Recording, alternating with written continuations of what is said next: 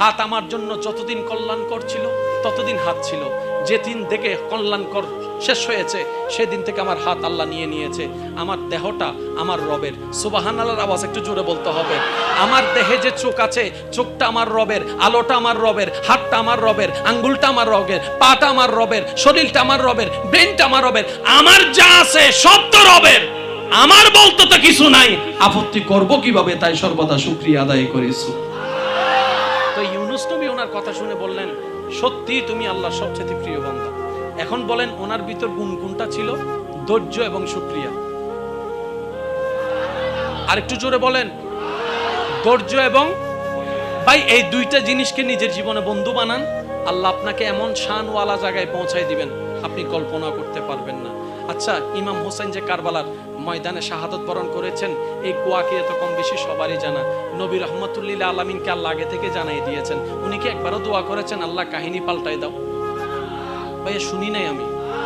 নবী রহমতুল্লিল আলামিন চাইলে বলতে পারতেন আল্লাহ ইমাম হোসেনের কাহিনীটা একটু সহজ করে দাও, বলেন নাই। আম্মা জান ফাতেমা বলেন নাই, মৌলা আলী শেরফুদা বলেন নাই, ইমাম হাসান বলেন নাই। কেন বলেন নাই? কারণ নবীজি রহমতুল্লিল আলামিন বলে আল্লাহর সবচাইতে পছন্দের গুণের নাম ধৈর্য। জোরে বলেন, জোরে বলেন। আর মনে রাখবেন একটা কথা, আল্লাহ যাদেরকে ভালোবাসে বেশি এবং যাদেরকে ভালোবাসতে চায় তাদেরকে আল্লাহ বিপদে ফেলেন, মুসিবতে ফেলেন, কষ্টে ফেলেন। পারিবারিক কষ্ট, সামাজিক কষ্ট, শারীরিক কষ্ট, স্বামীর কষ্ট, বউয়ের কষ্ট, চাচার কষ্ট, বাবার কষ্ট, অর্থনৈতিক কষ্ট, ব্যবসার কষ্ট। যখনই দেখবেন কোন ইমানদার ইমান থাকা সত্ত্বেও কষ্ট আসতে শুরু হয়েছে, তাহলে বুঝে দিবেন আল্লাহ আপনার গুনাহগুলোকে পবিত্র করতে চাচ্ছেন, আপনার এই কষ্ট দিয়ে গুনাহ মাফ করে দিবে, আপনার দরজাকে বুলন্দ করে দেওয়ার চেষ্টা।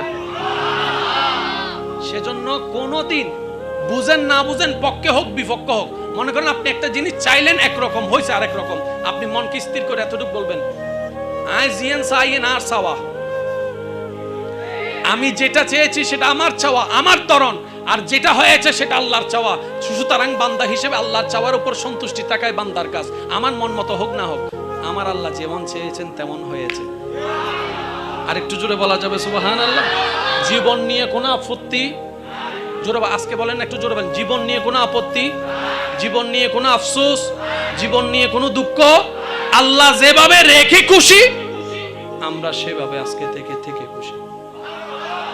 শেষ একটা কথা বলে আমি বিদায় নিব। 5 ওয়াক্ত নামাজ সবাই আমরা জানি, কিন্তু পড়ি না কেন? ওই ঘরের মধ্যে আমার ভাই একজন আমাকে এই বিষয়টা স্মরণ করিয়ে দিয়েছেন। তো আমি একটা কথা বলেছিলাম যে 5 ওয়াক্ত নামাজ ফরজ সবাই জানি, 5 ওয়াক্ত নামাজ ফরজ সবাই বুঝি নাই, যার কারণে প্রেম হয় নাই। আর যারা নামাজ বুঝছে তারা 5 ওয়াক্ত পরে পরে, নফলও পড়ে, ইশরাকও পড়ে, তাহাজ্জুদও পড়ে, সিজদায় গেলে মাথাও তোলে। সুবহানাল্লাহ, জোরে বলেন না সুবহানাল্লাহ। এবার ওনাকে জিজ্ঞেস করেন, ও ভাই, ও হুজুর, ও আল্লামা, ও মৌলানা, ও ভাই, ও দাদা, আমি 5 ওয়াক্ত পড়ি না, শুধু শুক্রবারে হই ফেলি, তার কেন জোর হয় না? শুক্রবারে আর আপনি দেখি প্রত্যেকদিন 5 ওয়াক্ত পড়েন, তাহাজ্জুদও পড়েন, ব্যাপার কি?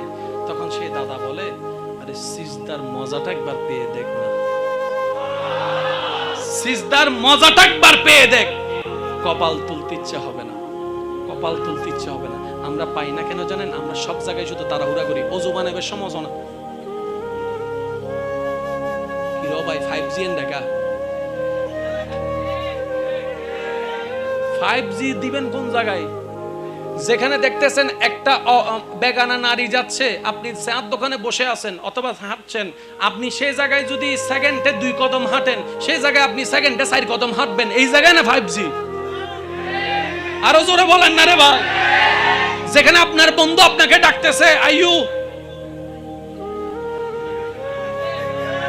জোরে বলেন না, আয় গাছতলার পিছনে একখানে আয়, সেখানে 5G গতিতে দূর মারবেন। যেখানে শয়তানের ডাক আসবে সেখানে 5G গতিতে পারবেন, আর যেখানে রবের রহমতের ডাক আসবে সেখানে স্লো থেকে স্লো হয়ে যাবেন। প্রতিটা সেকেন্ডে আপনার জন্য সওয়াবে সওয়াব হয়ে যাবে। বলেন